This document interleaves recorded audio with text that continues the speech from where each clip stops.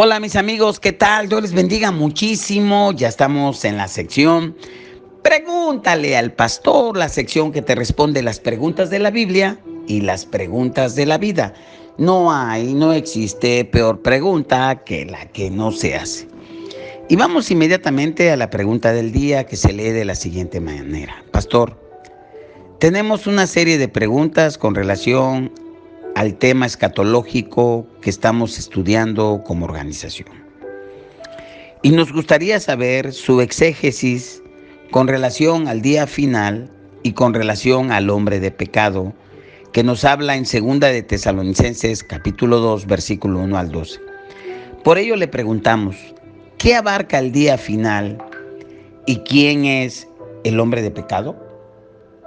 Pues bien, le agradezco su tiempo, su respuesta. Mi nombre es Isaac Carmona de Houston, Texas. Muy bien, pues te doy la respuesta a tu pregunta tan específica que nos haces. ¿Qué abarca el día final y quién es el hombre de pecado de acuerdo a 2 Tesalonicenses 2 del 1 al 12?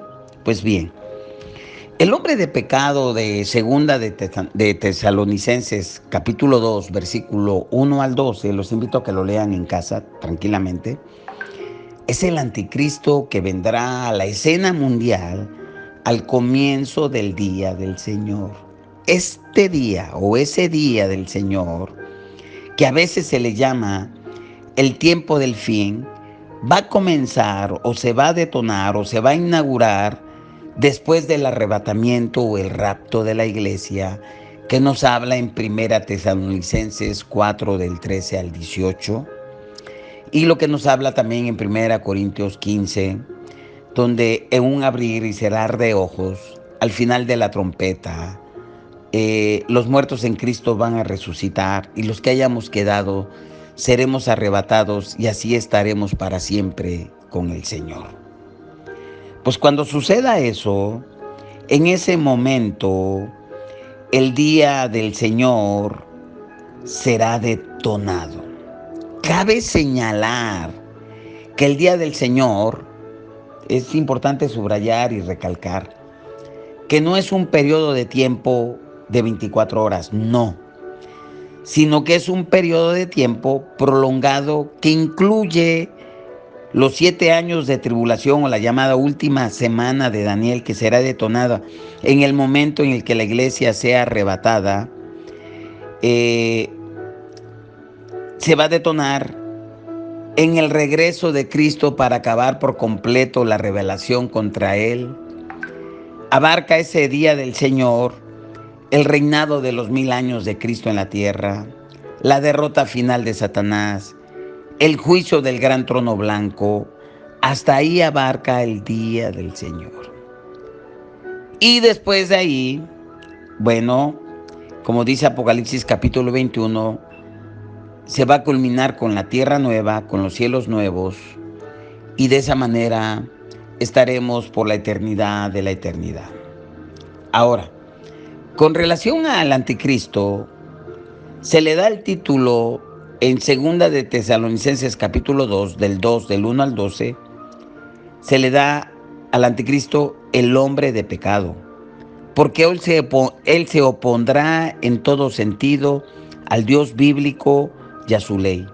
Será un hombre completamente inicuo.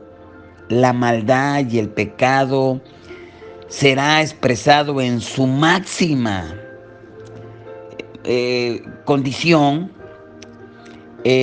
Una persona, como debe de ser, que tenga una relación con su pareja, pues es heterosexual. Una persona que tenga una relación con hombres y con mujeres se les conoce como bisexual.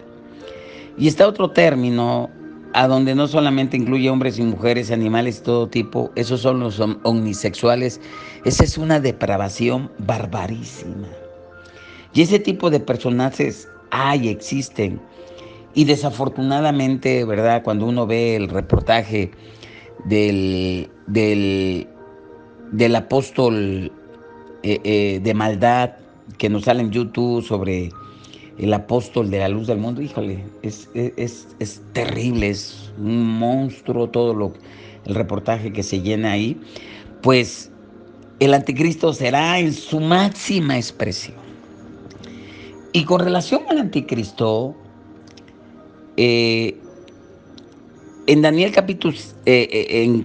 capítulo 7 nos habla que este hombre es como un rey orgulloso que pensará cambiar los tiempos, la ley, de acuerdo a Daniel 7 del 11 y el versículo 25.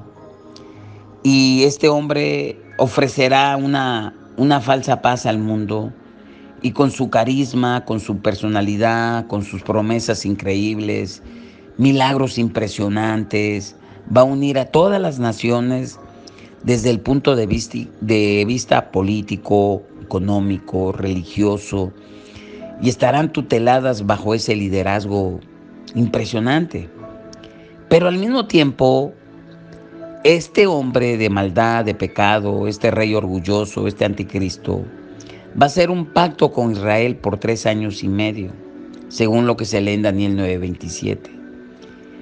Y todo va a estar chévere, todos van a creer. Pero a la mitad de los 7 años, el hombre de pecado, el anticristo, romperá su pacto con Israel. Hará cesar sus sacrificios, de acuerdo a Daniel 9:27, en el llamado tercer templo que ya va a estar construido para ese entonces. Y entonces él entrará en el templo, se va a erigir como Dios, va a exigir adoración, tal y como nos dice segunda de Tesalonicenses 2:4, que lo voy a leer porque vale la pena. Dice segunda de Tesalonicenses 2:4, el cual se opone y se levanta contra todo lo que se llama Dios y es objeto de culto, tanto que se sienta en el templo de Dios como Dios, haciéndose pasar por Dios. Esto es lo que Jesús habló en Marcos 13:14, es la abominación desoladora. Fue la misma abominación que Jesús narra en Marcos 13:14, cuando dice, cuando veas la abominación desoladora que habló el profeta Daniel, es esa, que el anticristo va a tratar de tomar el trono de Dios.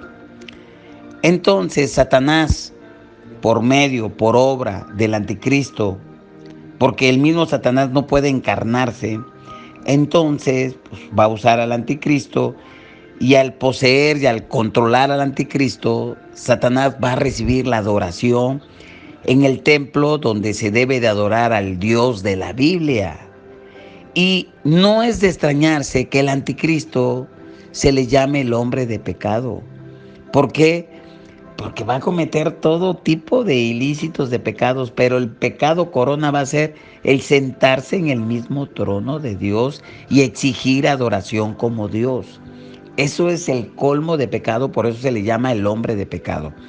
Pues esta acción del anticristo, de sentarse en el trono de Dios, va a causar una conmoción en el reino terrenal mundial.